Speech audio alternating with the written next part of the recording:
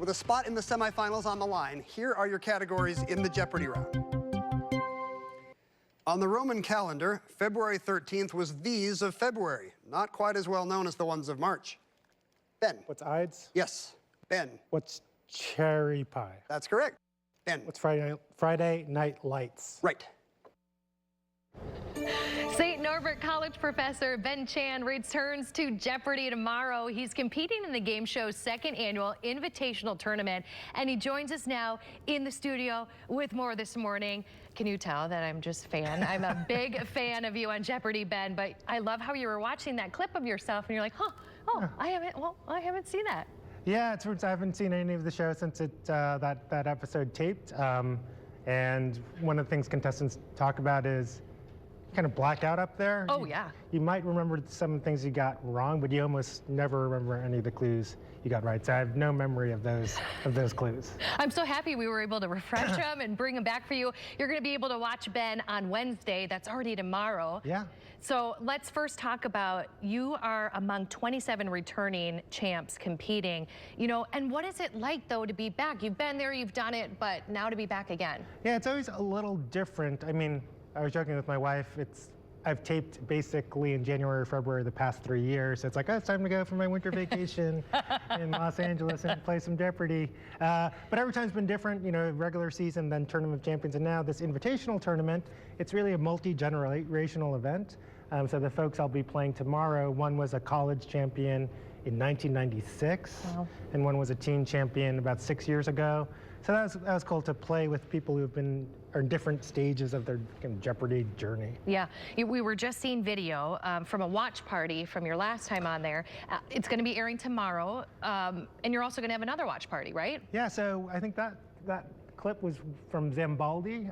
It's in Alloway. That's where I'm planning to watch tomorrow at 6 p.m. on Fox 11.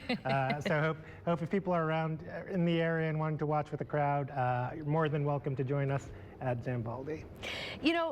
You look at last time, 9-game champion. Did you ever think you were going to make it that far and then keep it going? So that was maybe the most memorable, biggest shock of the whole thing, right? You go in there not knowing what the stage looks like, not knowing what the game would be like in person, and then like 4 hours later, you've won $100-something thousand, and you're like, oh, I'm one of those people now. And so that was wild. And then it felt like I was never going to lose, and then I lost. It's like, am I ever going to win? I won. I'm never going to lose, and then you lose. And then it happens, yeah. Right? But you think about that money that you won. Did you do anything fun with it? I know we've talked to you in the past about it, but... Yeah, so I've added, I got these glass Tupperware containers last year, which was great, upgrading from the plastic. And then this year, I'm looking at the range over there. One of the things that suffered from my preparation for being on the show was dinner quality. There are only so many hours in the year. So to make it up to my spouse, we upgraded the range. Love that. And my cooking game has gone back up a notch. Yeah. That's a good thing to do. And don't you love, when you're an adult, when you're excited about new Tupperware and then upgrading your kitchen? Yes, finally have a range that can support like a real wok cooking, which is great. Ooh, I love that. It's been great. With you on the show, let's talk about tomorrow. Being back out there, and you said you were recording, and it takes a little while to record as well. But what do? I can only imagine being on the show physically and mentally is probably really exhausting for you, and like you said, you black out. Is there anything you do during commercial breaks, or do you talk to the other contestants? What's that like? Yeah, they're very different strategies people have.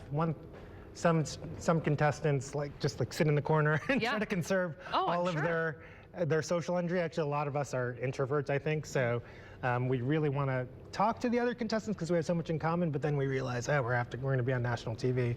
So the one thing I did differently this time was I got a massage the night before. Relax. Yeah, just help sleep better. So I think you do little things to try to make the trip more comfortable so that you perform your best. And just really quick, has your life changed, coming back home and being here and being on the show for Jeopardy? How has it changed in the community? It's been wild. I mean, I think, in Green Bay, the support has been amazing, in Wisconsin in general.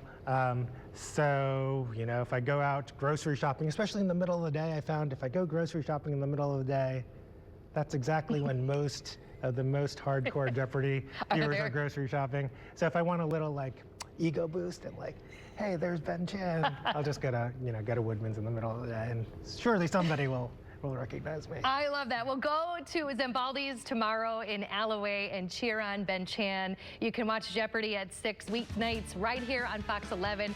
We are rooting for you.